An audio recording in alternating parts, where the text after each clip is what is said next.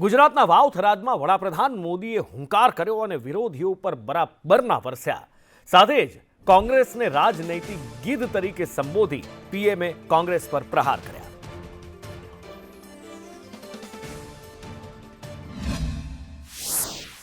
दुनिया के कई देश युद्ध, अशांति और अस्थिरता से घिरे हैं. वेस्ट एशिया में जो हालत बने हुई है उनका असर पूरी दुनिया पर है. ऊर्जा जरूरतों की, डीजल, पेट्रोल और गैस की दिक्कत पूरी दुनिया में बढ़ गई है.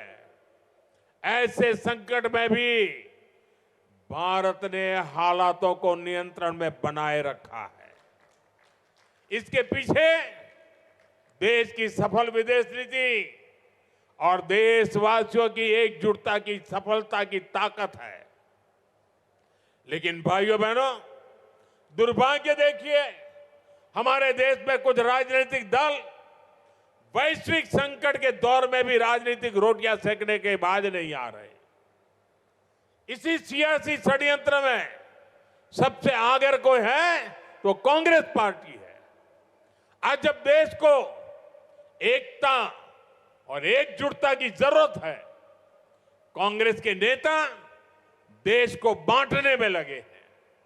आज जब देश को भरोसे की जरूरत है, कांग्रेस भय और अफवाह फैलाने में लगी है. आज जब देश को संयम की जरूरत है, कांग्रेस लोगों को उकसाने में जुटी है. राजनीतिक गिद्धों की तरह कांग्रेस इंतजार में है कि कब देश परेशानी बढ़े और उसके बहाने उनको सियासी फायदा मिले. અમદાવાદમાં સ્લમ રીડેવલપમેન્ટના નામે 7 લાખની ઠગાઈની ફરિયાદ નોંધાઈ છે. અમદાવાદના ભાનુબેન ગુરિયાએ આ ફરિયાદ નોંધાવી છે. મકાન અપાવવાની લાલચમાં ભોગ બનાવવાનો આક્ષેપ લગાવવામાં આવ્યો છે. રાણીપની મહિલાએ 3 આરોપીઓ સામે ફરિયાદ નોંધાવી છે. વાડજ પોલીસે ગુનો નોંધી તપાસ શરૂ કરી છે.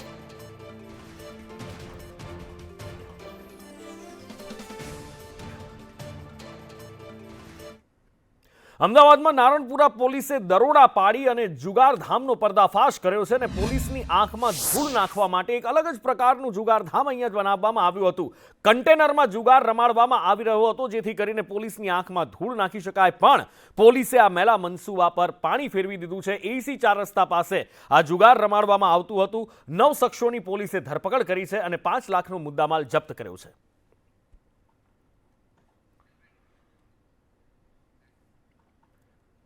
અમદાવાદ પોલીસે હત્યા કેસના એક આરોપીને મહારાષ્ટ્રમાંથી ઝડપી લીધો છે. ખોખરા પોલીસની સર્વેલન્સ સ્ક્વોડે આ આરોપીને ઝડપ્યો છે. પોલીસને ચોક્કસ બાતમી મળી હતી અને એના આધારે પોલીસે જલગાંવ મહારાષ્ટ્રથી આ આરોપીને ધરપકડ કરી છે.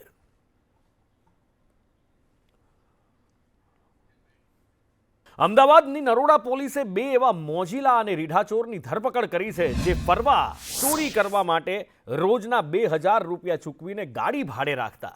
આ બંને ચોરની મુલાકાત જેલમાં થઈ હતી અને ત્યાંથી એમની વચ્ચે ગાઢ મિત્રતા થઈ.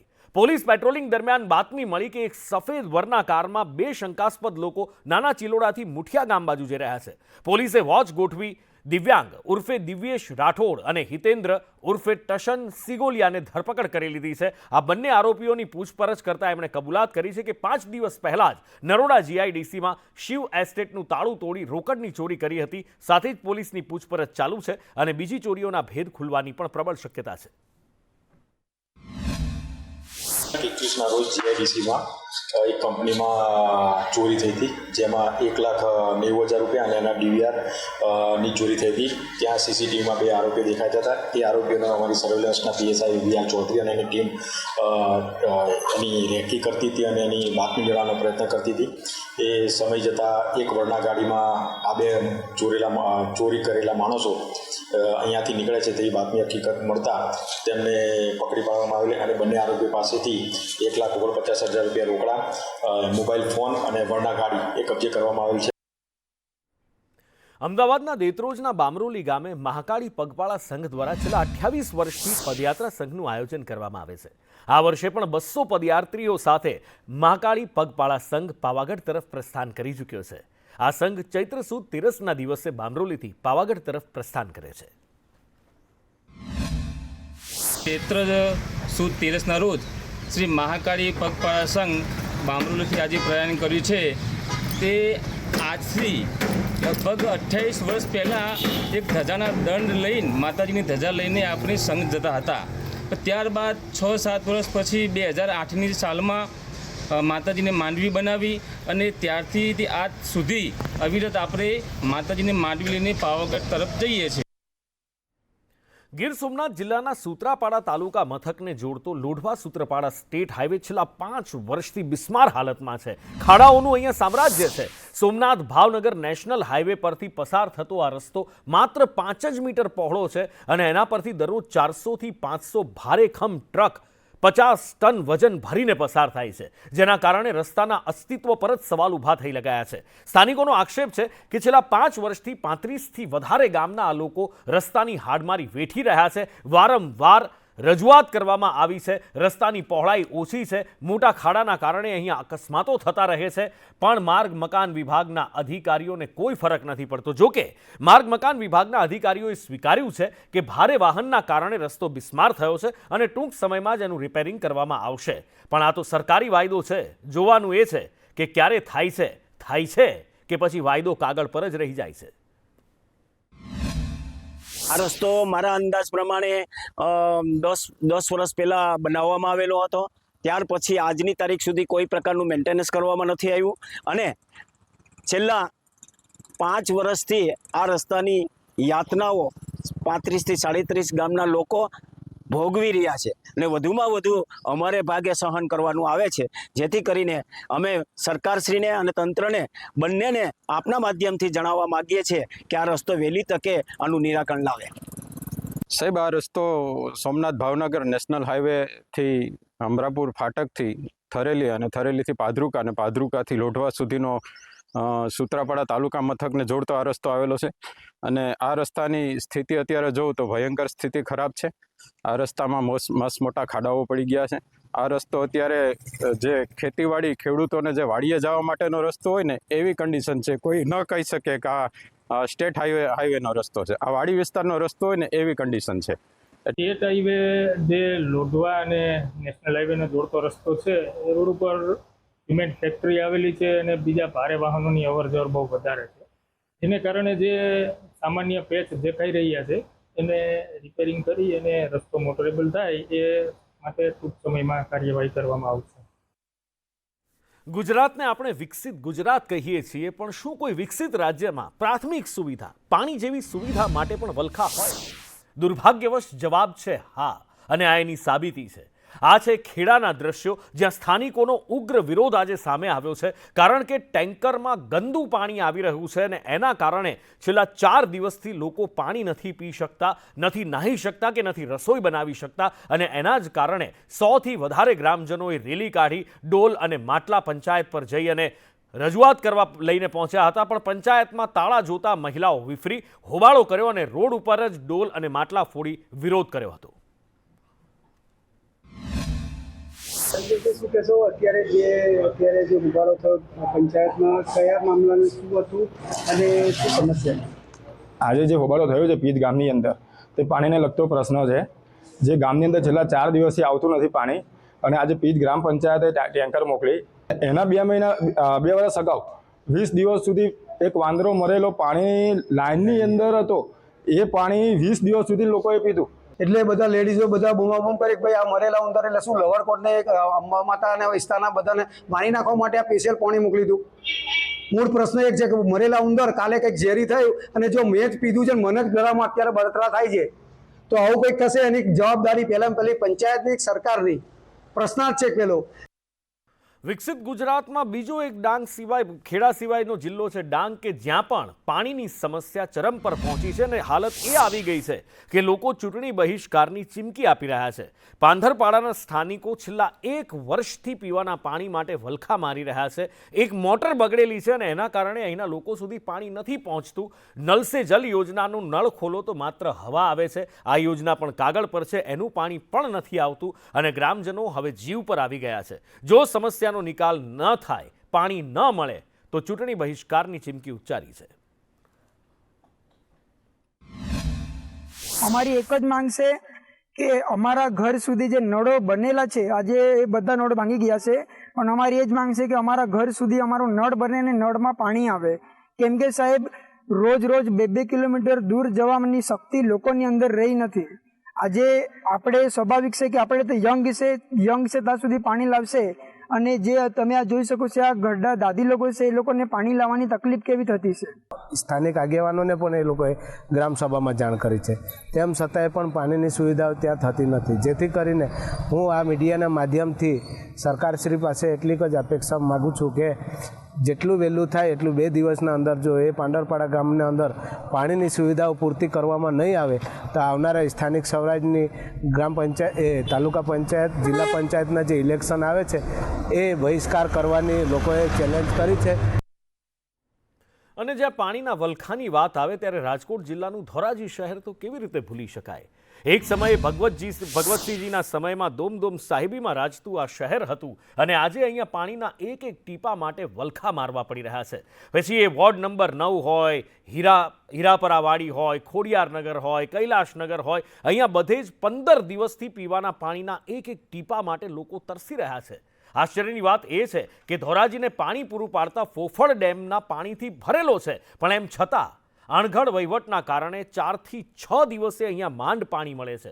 સ્થાનિકોનો આક્ષેપ છે કે છેલ્લા 15 દિવસથી પાઇપલાઇનમાં ફોલ્ટ થયો છે. નગરપાલિકાની ટીમને ફોલ્ટ શોધવા માટે અનેકવાર ખાડા પણ ખોદી ચૂકી છે, પણ સમસ્યાનું સમાધાન હજી સુધી નથી મળતું. કાળઝાળ ગરમી અને કમોસમી વરસાદની આફત વચ્ચે મહિલાઓને પાણી માટે વલખા મારવા પડે છે. લોકોને ખિસ્સા ખાલી કરી વેચાતું પાણી લેવું પડે છે. કરોડોના ખર્ચે પાણીના ટાંકા બનાવ્યા છે, પણ એમ છતાં યોગ્ય વિતરણ વ્યવસ્થાના અભાવે અહીંયા પાણી મળતું નથી અને લોકોમાં રોષ ફાટી નીકળ્યો છે. જે 9 નંબરના વોર્ડની અંદર ધોરાજીના નગરપાલિકાની અંદર અમારા લોકોએ ખોબલે ભરીને મત આપ્યા છે, પણ આજની તારીખમાં જે 200 ફૂટનું કાલ 12 કલાકની અંદર 200 ફૂટનું જે કામ થઈ શકે પાણીની લાઈનનું આજ લોકોને એવું ભોગવવું પડે સ્થિતિ ઊભી થઈ ગઈ છે. 5 દિવસે પાણી આપતા ક્યાં ગયા પેરિસની વાતો કરનારા બધા, ક્યાં ગયા ભૂગર્ભમાં ઉતરી ગયા. આજે 1200 ફૂટ ખોદી નાખ્યું છે. આજુબાજુમાં 3-4 સ્કૂલો આવેલી છે. બાળકોનું આરોગ્ય જોખમાય છે. બાળકોને વહેલા મોડું જવામાં થઈ રહ્યું છે. આજ લોકોને પાણીની સમસ્યા એવી ઊભી થઈ ગઈ છે. 5 દિવસને બદલે 10 દિવસે પાણી આપે છે. 10 દિવસે નથી આવ્યું અને પાણીની બહુ જરૂર છે. આવી કાળઝાળ ગરમી છે. કાળઝાળ ગરમીમાં છોકરાઓને નવરાવવા એને પાણી વિના રખાય છે. તમે 1200 ફૂટ ગાળી દો છો અને પાણી દેતા નથી, તો અમારે શું કરવું? વેરો ભરી બિલ ભરી છતાં પાણી નથી આવતું. હાલ ધોરાજી શહેરના કૈલાશનગર વિસ્તારની અંદર આશરે 20 થી 22 દિવસથી પાણી વિતરણ વ્યવસ્થા ખોરવાઈ છે, અને તંત્રના વાકે ધોરાજી નગરપાલિકા દ્વારા જે ભારતીય જનતા પાર્ટી સુશાસન અને વિકાસના નારા વચ્ચે સત્તામાં આવી છે તેની અવ્યવસ્થા અને આડાઅવળતની કારણે ધોરાજી શહેરના લોકો હેરાન અને પરેશાન થઈ રહ્યા છે. ખાસ કરીને વાત કરવામાં આવે ધોરાજી શહેરના અનેક વિસ્તારોની અંદર 5 દિવસે 6 દિવસે અને અમુક વિસ્તારોમાં 7-8 દિવસે પાણી વિતરણ કરવામાં આવે છે. નાભીરાજ સોસાયટીથી લઈ અને અવેડા ચોક સુધી વોર્ડ નંબર 9 છે. તો આજે અમને જિલ્લા લેવલના નેતાઓએ આવીને એવું પ્રોમિસ કરેલું હતું કે ધોરાજીમાં 2 દિવસે પાણી આવશે, કે અમારા ગોંડલમાં જો 2 દિવસે પાણી આવતું હોય તો ધોરાજીમાં કેમ 2 દિવસે પાણી ન આવે. વાત કરી તો અમારી ધોરાજીની એક નાનકડી ગલીથી લઈ અને દિલ્હી કેન્દ્ર સરકાર સુધી અમે ભાજપને મત આપેલા છે, અને અમારા ભાજપના ચૂંટાયેલા સભ્યો છે. તો આ ચૂંટાયેલા સભ્યોને અમે જો કોઈ પણ પ્રશ્નની રજૂઆત કરવા જાય તો અમને ધક્કા મારી અને નીચે પાડી દે છે ને ધક્કા મારી અને કાઢી દે છે. તો અમારા પ્રજાના પ્રશ્નને વાચા કોણ આપશે? મહેસાણા જિલ્લાના કડીમાં આવેલ આદર્શ સ્માર્ટ પ્રાથમિક શાળામાં આજે એક પ્રેરણાદાયી કાર્યક્રમ યોજાયો. આ કાર્યક્રમમાં વિદ્યાર્થીઓના સન્માન સાથે વાલી સ્નેહ મિલનનું પણ આયોજન કરવામાં આવ્યું. આ કાર્યક્રમનું મુખ્ય આકર્ષણ શાળા દ્વારા શરૂ કરાયેલ બચત સંસ્કાર અભિગમ રહ્યો. શાળા પ્રશાસને બાળકોને કરકસરના પાઠ ભણાવવા માટે અગાઉ બચત બોક્સ આપ્યા હતા, જેમાં બાળકોએ પોતાના પોકેટ મની કે બિનજરૂરી ખર્ચમાંથી બચત કરી અને રકમ જમા કરી હતી. આખા વર્ષ દરમિયાન જે વિદ્યાર્થીએ ઉત્સાહપૂર્વક બચત કરી હતી એમને આજે વાલીઓની હાજરીમાં મંચ પર સન્માનિત કરવામાં આવ્યા. આ પ્રસંગે યોજાયેલ વાલી સ્નેહ મિલનમાં શિક્ષકો અને વાલીઓ વચ્ચે સંવાદ થયો, જેમાં બાળકના માત્ર પુસ્તકીય જ્ઞાન નહીં પણ ચારિત્ર ઘડતર પર પણ ભાર મૂકવામાં આવ્યો. વાલીઓએ શાળાના આ સિક્કા બચાવવાના નવતર પ્રયોગને આવકારી અન્ય શાળાઓ માટે ઉદાહરણરૂપ અને પ્રેરણારૂપ ગણાવ્યું. બાળકોને અમે શરૂઆતથી જ એક બચત બોક્સ આપવામાં આવ્યું હતું, અને બચત બોક્સમાં બાળકો નાની બચત કરે એટલે બાળકોમાં કરકસરનો ગુણ વિકસે એ હેતુથી આજે વાલીઓનો સ્નેહ મિલન કાર્યક્રમ અને ઉજ્જવળ ભવિષ્ય નાની બચત એવો કાર્યક્રમ આજ રોજ આપણી જે અમૃત વિદ્યા સંકુલ છે દેદરોજ રોડ ઉપર ત્યાં આદર્શ સ્માર્ટ સ્કૂલની અંદર ખૂબ સારો એવો કાર્યક્રમ યોજાયો. એમાં બાળકોએ કુલ મળીને 1 થી 8ના બાળકોની કુલ બચત જોઈએ તો 18 લાખથી પણ વધારે બાળકોએ બચત કરી છે. તો ખૂબ ખૂબ ગૌરવ અને આનંદની વાત છે. સ્થાનિક સ્વરાજની ચૂંટણીની જાહેરાતને બસ હવે ઘડીઓ ગણાતી હોય એવું લાગી રહ્યું છે ને એ બધા વચ્ચે ઉપલેટા તાલુકા કોંગ્રેસના મહામંત્રીએ રાજીનામું આપી દેતા કોંગ્રેસને એક મોટો ઝટકો લાગ્યો છે. સિરાજ ખેબર મહામંત્રી તરીકે 4 વર્ષ સક્રિય હતા અને સક્રિય રહેવા બાદ કોંગ્રેસના બધા જ હોદ્દા પરથી રાજીનામું આપી દેતા અનેક તર્ક વિતર્ક શરૂ થયા છે.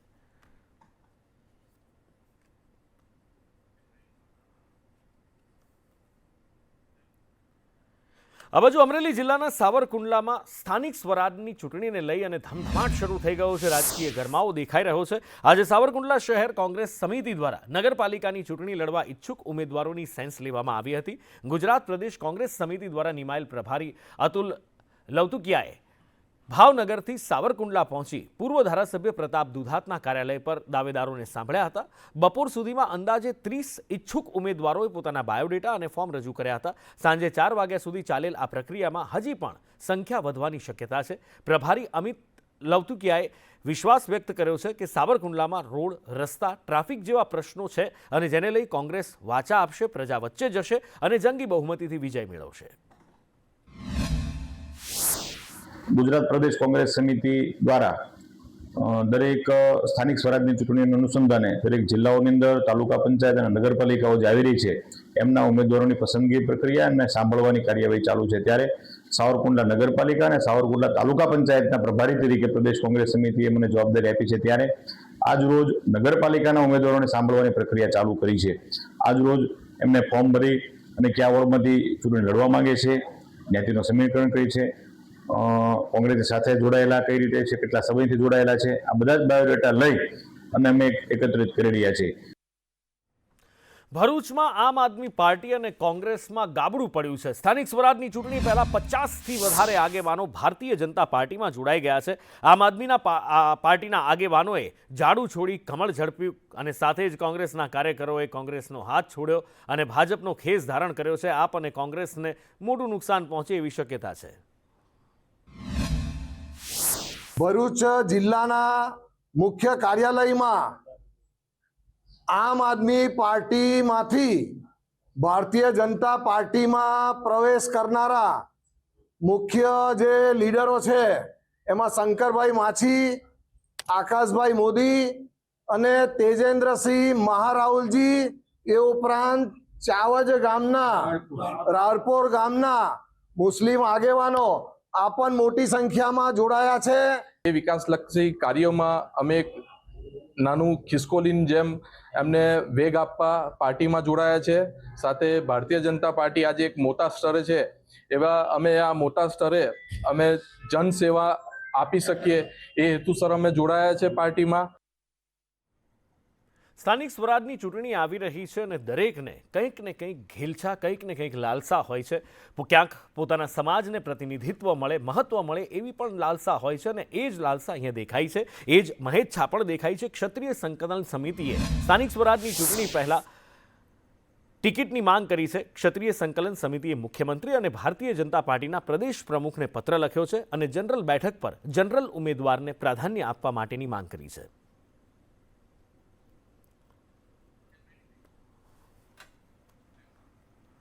ભારતીય ઇતિહાસના પૃષ્ઠો પર સુવર્ણ અક્ષરે અંકિત નામ એટલે સમ્રાટ અશોકના પૌત્ર અને અહિંસાના પ્રખર ઉપાસક સમ્રાટ સંપ્રતિ.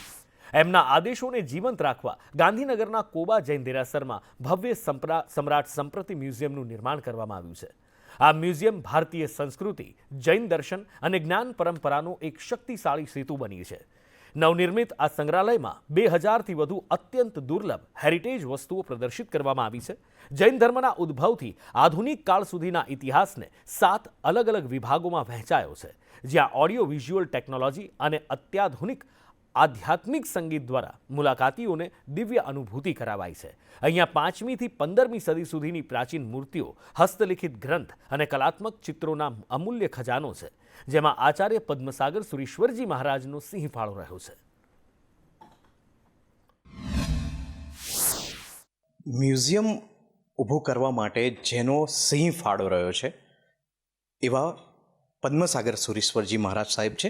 તેમની સાથે વાત કરીશું. કસ્તુરભાઈ શેઠ જ્યારે જીવિત હતા એમને મને એકવાર વાત કરી કે આ દેશની વસ્તુઓ બહાર જાય છે, ઘણા ગ્રંથો ઉપેક્ષિત છે, સડે છે, લોકોને લાભ એમાં મળતો નથી, કાંઈક એના માટે આપ કરો.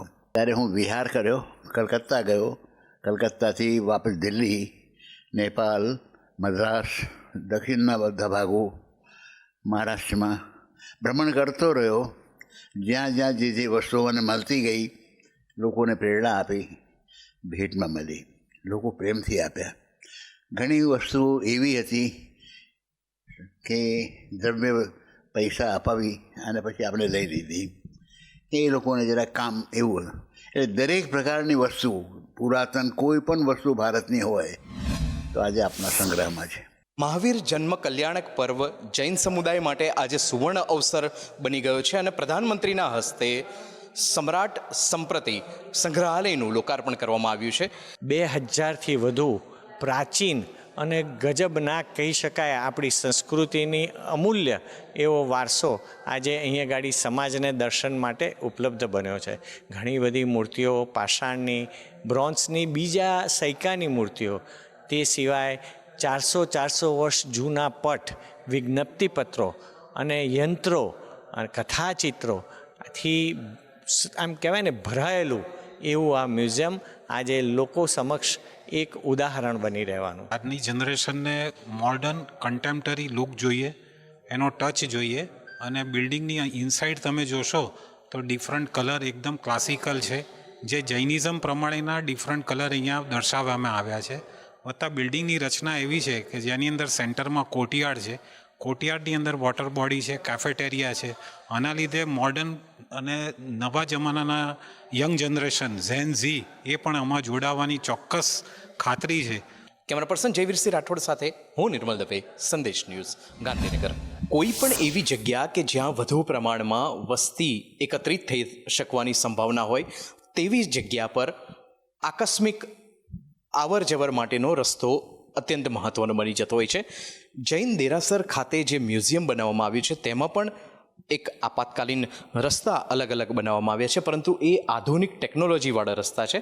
આ આધુનિક ટેકનોલોજીવાળા રસ્તા જે બનાવવામાં આવ્યા છે તેમાં બલૂન લિફ્ટનો ઉપયોગ કરવામાં આવ્યો છે.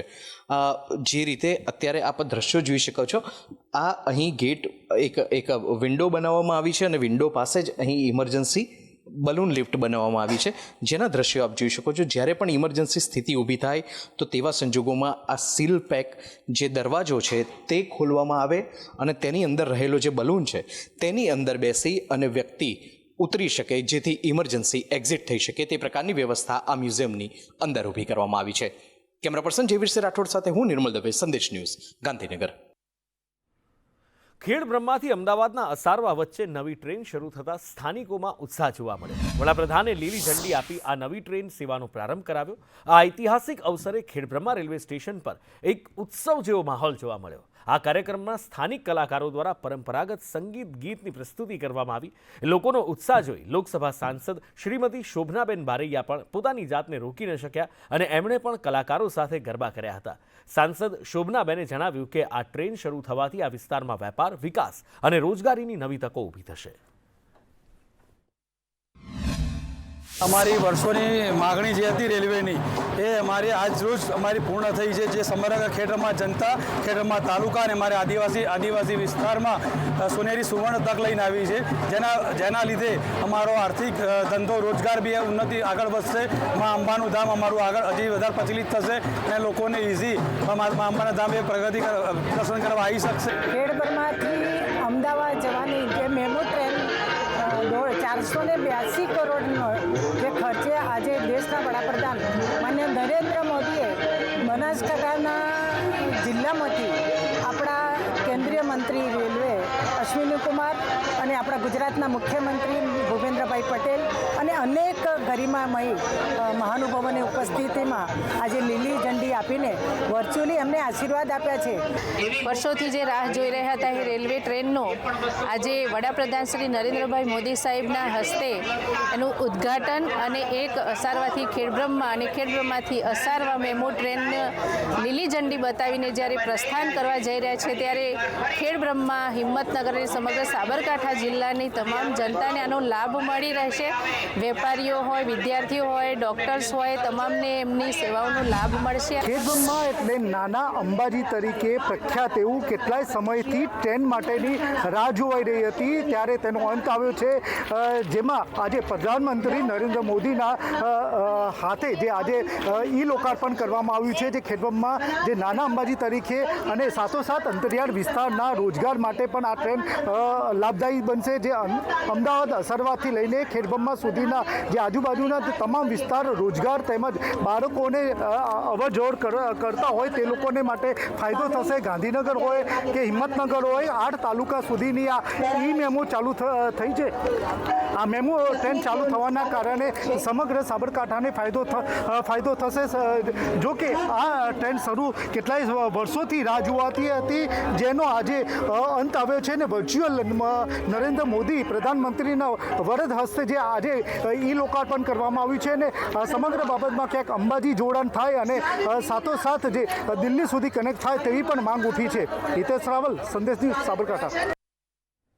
સુરતમાં ચૂંટણીના માહોલ વચ્ચે પોસ્ટર વોર શરૂ થયો છે અને રાજકીય ગરમીમાં ઉફાણો આવ્યો છે. કોઈ અજ્ઞાત હેતુથી એક પ્રતિષ્ઠિત રાજકીય પક્ષની છબી ખરડવા માટે એમના સત્તાવાર ચૂંટણી ચિહ્ન પર ચોકડી મારેલા વિવાદિત પોસ્ટર રાતોરાત શહેરના અલગ અલગ વિસ્તારમાં લગાડવામાં આવ્યા, જેને ગંભીરતાથી જોતા સુરત પોલીસ તાત્કાલિક એક્શન મોડમાં આવી અને કડક કાર્યવાહી શરૂ કરી છે. રાત્રે કારમાં આવેલા 5 લોકોએ જાહેર રોડ અને દિવાલો ઉપર આ વાંધાજનક પોસ્ટરો ચોંટાડ્યા હતા. આ મામલે સુરતના પૂણા, કતારગામ, પાંડેસરા, ડિંડોલી અને ઉત્તરણ એમ 3 અલગ અલગ પોલીસ સ્ટેશનમાં અલગ અલગ FIR દાખલ કરવામાં આવી છે. પોલીસ ફરિયાદમાં કિરીટ પાનસુરિયા અને અન્ય શખ્સોના નામ જોગ ઉલ્લેખ કરવામાં આવ્યો છે.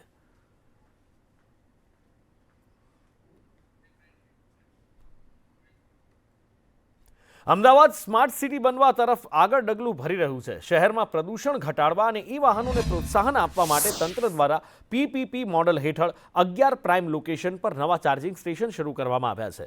આ સ્ટેશનો પર હાઈ ચાર્જિંગની સુવિધા ઉપલબ્ધ છે, જ્યાં કોઈ પણ ઈ વાહન વપરાશકર્તા પોતાનું વાહન ચાર્જ કરી શકશે. તંત્ર દ્વારા આખી વ્યવસ્થા ઓનલાઈન રાખવામાં આવી છે. વપરાશકર્તા મોબાઈલ એપ્લિકેશન દ્વારા ચૂકવણી કરી શકશે અને સૌથી મહત્વની વાત એ છે કે ચાર્જિંગ માટે પ્રતિ યુનિટ 20 રૂપિયાનો ભાવ નક્કી કરાયો છે, જે ગ્રાહકોના મતે ખૂબ કિફાયતી છે. સાથે જ રાજ્ય સરકારે ઈ વાહનોના વેચાણને વેગ આપવા માટે ટેક્સમાં રાહતની મુદત પણ વધારી દીધી છે. જો કે કાંકરિયા જેવા વિસ્તારોમાં બંધ પડેલા સ્ટેશનો ક્યારે શરૂ થશે એ પણ એક મોટો સવાલ છે. કેવું છે, તમારા વોલેટમાં પૈસા તમારે રાખવાના હોય છે, 100 રૂપિયા વોલેટમાં રાખવાના હોય છે. તમારે કેટલા મિનિટ ચાર્જ કરવું છે એના ઉપર હોય છે. એમ તો જનરલી એથરનું જે છે એમાં 1 રૂપિયો 1 મિનિટનો છે, પણ અહીંયા થોડું ઓછું હોય છે. એટલે તમે 1 મિનિટ ચાર્જ કરો કે તમે કેટલા મિનિટ ચાર્જ કરો છો એના ઉપર તમારે ડિપેન્ડ હોય કેટલા પૈસા. 100 રૂપિયાથી વધારે નહીં લાગતું. આનાથી ફાયદો બહુ વધારે ફાયદો છે, કેમ કે તમારે આપણે સૌથી પહેલાં તો આપણે પર્યાવરણને બચાવી શકીએ છીએ, બરાબર. અને ઇલેક્ટ્રિક હોવાથી મારા મતે તો એવું છે કે સિટીમાં મેજરલી બધા છે ને ઇલેક્ટ્રિક વ્હીકલ જ યુઝ કરાવે છે, જે ઓફિસ અવર્સ છે બધાના છે. અમદાવાદમાં ઇલેક્ટ્રિક વાહનોને પ્રોત્સાહન મળે અને વધુમાં વધુ લોકો પ્રદૂષણથી બચવા માટે આ ઇલેક્ટ્રિક વાહનોનો ઉપયોગ કરે તે હેતુથી હવે ચાર્જિંગ પોઈન્ટ અલગ અલગ બનાવવામાં આવ્યા છે. જો કે અગાઉ કોર્પોરેશને જે ચાર્જિંગ પોઈન્ટ બનાવ્યા હતા તે અત્યારે ક્યાંક ખંડેર હાલતમાં છે, તો એના સિવાયના નવા 11 જેટલા પોશ વિસ્તારોની અંદર આ હાઈ સ્પીડ ચાર્જિંગ પોઈન્ટ છે તે કાર્યરત કરવામાં આવ્યા છે. શરૂઆતમાં પ્રાયોગિક અને ત્યાર પછી રેગ્યુલર બેઝ પર શરૂ કરવામાં આવેલા સિંધુ ભવન, પ્રહલાદનગર, ગુલબાઈ ટેકરા, ઇન્કમટેક્સ, બાપુનગર, નિકોલ અને ગિફ્ટ સિટી જેવા વિસ્તારોમાં PPP મોડલથી આ ચાર્જિંગ પોઈન્ટ શરૂ કરવામાં આવ્યા છે, જેમાં હાઈ સ્પીડ ચાર્જિંગ પોઈન્ટમાં 20 રૂપિયા પ્રતિ યુનિટ ચાર્જ છે તે રાખવામાં આવ્યો છે. જે ગ્રાહકો ઇલેક્ટ્રિક વાહનો વાપરે છે એવા ગ્રાહકોએ પોતાની અંદર મોબાઈલમાં આ મોબાઈલ એપ્લિકેશન રાખી અને એમાં રિચાર્જ એટલે કે પેમેન્ટ રાખવાનું હોય છે ને એના આધારે જેટલા પણ સમય સુધી એ ચાર્જિંગ કરે એટલો સમય એમાંથી પેમેન્ટ કટ થતું હોય છે. એ પ્રકારની આ સિસ્ટમ વિકસાવવામાં આવી છે. ગ્રીન મોબિલિટી તરફ આગળ વધવા માટે ભારત સરકાર અને રાજ્ય સરકાર પ્રયત્નો કરી રહી છે, એમાં કોર્પોરેશન પણ હવે આ વધુમાં વધુ ઈ વાહનો ચાર્જ થઈ શકે અને લોકોને સરળતા રહે તે હેતુથી આ નવા દરો અને નવા સ્ટેશનો શરૂ કરાયા છે. કેમેરામેન પોખરાજ સાથે હિરેન રાવલ, સંદેશ ન્યૂઝ, અમદાવાદ. મહેસાણા શહેરના નાગલપુર રાધનપુર રોડ અને હાઈવે પર આવેલી પ્રખ્યાત હોટલોમાં પીરસાતી વાનગીઓની શુદ્ધતા સામે સવાલો ઉઠતા ખોરાક અને ઔષધ નિયમન તંત્ર દ્વારા આકસ્મિક તપાસ કરવામાં આવી. તંત્રની ટીમોએ હોટલ નીલકંઠ, કાકેદી હટ્ટી, ખોડિયાર કાઠિયાવાડી ઢાબા અને હોટલ ખોડલ જેવી જાણીતી જગ્યાએ દરોડા પાડ્યા હતા. તપાસ દરમિયાન મલાઈ પનીર, લો ફેટ પનીર અને બ્રાન્ડેડ પનીરના સેમ્પલ લેવામાં આવ્યા હતા. આ બધા જ નમૂનાઓને તપાસ કરવા માટે લેબોરેટરીમાં મોકલવામાં આવ્યા છે. ફૂડ વિભાગના અધિકારીઓએ સ્પષ્ટ કર્યું છે કે જો કોઈ રિપોર્ટમાં પનીરની ગુણવત્તા હલકી દેખાશે તો સ્વાસ્થ્ય સાથે ચેડા થતા સામે આવશે તો સંબંધિત હોટલ સામે કાયદેસરની કાર્યવાહી કરવામાં આવશે અને એ પણ કડક હાથે. દેવભૂમિ દ્વારકા જિલ્લાના જામખંભાળિયા તાલુકાનું 40,000ની વસ્તી ધરાવતું સલાયા શહેર અત્યારે ગંદકીથી પરેશાન છે. નગરપાલિકાની ઘોર બેદરકારીના કારણે શહેરના મુખ્ય રસ્તા અને બજારો જાણે કે ગટરની વહેતી નદી બની ગયા છે. વગર વરસાદે ગંદા પાણી ભરાઈ ગયા છે અને ભયંકર દુર્ગંધ આવી રહી છે. લોકો ત્રાહિમામ પોકારી ઉઠ્યા છે. વૃદ્ધો, બાળકો અને મહિલાની તો વાત થાય એમ નથી. ગંદકીના કારણે ચામડીના રોગચાળા ફેલાવાનો ડર છે અને પાલિકાની સેનિટેશન શાખા બિલકુલ નિષ્ફળ દેખાઈ રહી છે. વારંવાર રજૂઆત કરવામાં આવી છે પણ એમ છતાં પણ તંત્ર કોઈ જ પગલાં નથી લઈ રહ્યું. ટ્રાફિક અને ગંદકીના કારણે સ્થાનિકો, વેપારીઓના ધંધા રોજગાર ઠપ પડી ગયા છે. માઠી અસર થઈ રહી છે. સ્થાનિક લોકો ખૂબ આક્રોશમાં છે અને માંગ કરી રહ્યા છે કે તાત્કાલિક આ ગટર લાઇન રિપેર કરી આ સમસ્યાનો કાયમી ઉકેલ લાવવામાં આવે. આ રોડ ઉપર ગટરની આટલી બધી સમસ્યા છે કે ના પૂછો વાત. 24 કલાક આ ગટર અહીંયા છલતી જ રહેલી હોય છે. પાણી આવે તો એનું કઈ નદી વેચે, આટલી બધી ખરાબ પરિસ્થિતિ છે. ને આગળ ઘણી વખત અમે રજૂઆતો કરેલી છે પણ કંઈ ફેર પડતો નથી. તો અમે સરકારશ્રીને નમ્ર અરજ છે કે અમારી ગટર સમસ્યાનો ચોક્કસ ઉકેલ લાવે અને આને હિસાબે અમારા ધંધા રોજગારમાં પણ અસર પડે છે અને વત્તા કદાચ આને હિસાબે ગંભીર આરોગ્યની સમસ્યા થાય તો એની અમને એવું લાગે છે. તો એના માટે સરકારશ્રીને નમ્ર અરજ કે તમે આ બાબત કંઈક જલ્દીથી ઉકેલ લાવો. વારંવાર ગટર એવી ને એવી છેલ્લે રાખે છે. કોઈ 15 દી આવે, કોઈ 20 દી સફાઈ કરવા આવે અને ઘરમાં એક બબે વ્યક્તિ બીમાર રહે છે. મચ્છરની ગંદકીને બહુ વધી ગયું છે ને મેન બજારે છેલ્લે છે. એક તો અમારું લાલજી મંદિર શેરીમાં કોઈ મહિનું થઈ ગયું ઉઠમણું આવતું હોય બેસણું, તો એમાં પણ અમને તકલીફ પડે છે. બીજા નંબરમાં મેન બજાર હનુમાન મંદિર શેરી, એ મહાદેવે અમારે જવું હોય કે હનુમાને જવું હોય તો અમને બહુ તકલીફ પડે છે. કોઈ દી ખાલી થતી નથી. એમને ભરેલ ગટરું રહે છે. મેન બજારની ગટર છે. ખાડા કરી ગયા છે, ખાડા પાઇપ તોડી ગયા છે. અમે કઈ છે સાફ કરો, કોઈ કરવા આવતું જ નથી, ધ્યાન નથી દેતું. એમાં કેટલા પડી ગયા. ફરિયામાં આટલું પાણી ભર્યું છે, આખી અમે કે માલી સગી એમાં આટલું પાણીના ખાંધમાં બધું તરે છે પણ કોઈ આમાં ધ્યાન જ નથી દેતા. અમારે એટલું દુકાન લેવા આવે છે એ બિચારા એમાં પડી જાય છે ખાડામાં, કોઈ ધ્યાન નથી દેતું. અમારે આ કરવા કોઈ જવાબ જ નથી દેતો. અમે જેને ફોન આટલી હજી મારો દીકરો કરી આવે છે કોઈ જવાબ નથી આપતા. ને અમારે પાણી કોઈ કાઢવા આવતો નથી. અમે જાણીએ છીએ, અમારે કોઈ સાંભળતો નથી. અરજીની કોઈ જવાબ નથી દેતો. સરકાર મા બાપ છે. અમે આમાં કેમ રહેવાનું? આમાં જીવડા આવે છે ઘરમાં અમારે. તમે આવીને તમે જોઈ જાઓ કેવી રીતે અમે રહીએ છીએ.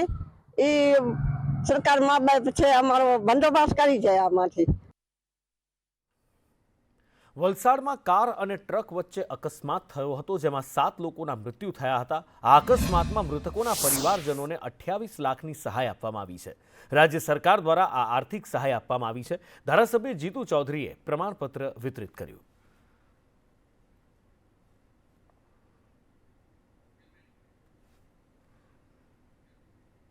અમદાવાદમાં દેશનું પહેલું લોટસ ગાર્ડન બનવા જઈ રહ્યું છે. એક જ બિલ્ડિંગમાં બધા જ રાજ્યના ફૂલ રાખવામાં આવશે અને એની પ્રદર્શની જોઈ શકાશે.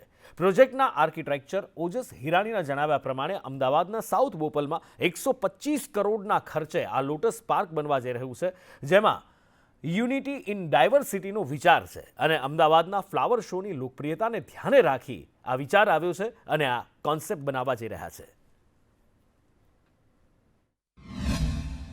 અમદાવાદના લોકોની જે એક ફ્લાવર શો માટેની એક લાગણી દર વર્ષે આપણે જે જોઈએ છીએ એના ઉપરથી ધ્યાનમાં આવ્યું કે જો દરેક રાજ્યના ફૂલોને એક સાથે જો દર્શાવી શકાતા હોય અને એના દ્વારા એક યુનિટી ઇન ડાયવર્સિટી જો આપણે દેખાડી શકીએ તો મને લાગે છે કે એક સારો પ્રયોગ હોઈ શકે. અને લોટસની દરેક પેટલ્સની અંદર આપણે દરેક ભારતના જે રાજ્યો છે એના ફ્લાવર્સ ને આપણે આયોજિત કરેલા છે. અને એનું ફ્લાવરિંગ પણ એ પ્રકારે રાખેલું છે કે જ્યારે પણ તમે જાઓ તો દરેક સ્ટેટનું કોઈ ને કોઈ ફ્લાવરનું બ્લૂમિંગ તો એ વખતે ચાલુ જ હોય. અમદાવાદની ESIC હોસ્પિટલની ચોંકાવનારી ઘટના સામે આવી છે. દર્દીઓને અહીંયા ઈયળવાળી ખીચડી પીરસાઈ છે. દર્દીઓને અપાતા ભોજનની ગુણવત્તા પર સવાલો ઉઠ્યા છે. ઈયળવાળી ખીચડી અપાતા દર્દીઓમાં રોષ ભભૂકી ઉઠ્યો છે. બાપુનગરમાં આવેલી છે આ હોસ્પિટલ.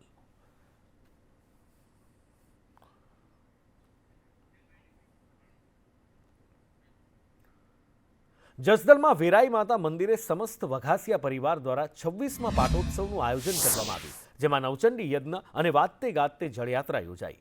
શ્રી વેરાઈ માતા, શ્રી બ્રાહ્મણી માતા, શ્રી સુરાપુરા દાદા અને બાલા સુરદન દાદા તથા વાસંગી દાદાનું પૂજન કરવામાં આવ્યું.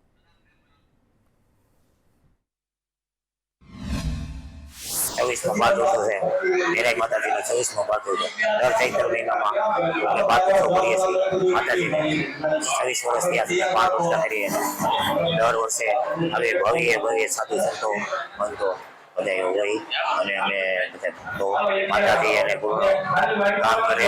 અને આજ રોજ શ્રી મા વેરાઈના સાનિધ્યમાં 13નો પાટોત્સવ ઉજવવા જઈ રહ્યા છીએ. 26મો પાટોત્સવ છે અને જલયાત્રા અને શ્રી ડેલ માતાજીના મંદિરે સુધી લંબાવી અને હીરપરા પરિવારને ત્યાં પણ જઈ અને આજ રોજ 16 પાટોત્સવમાં બેઠા છે.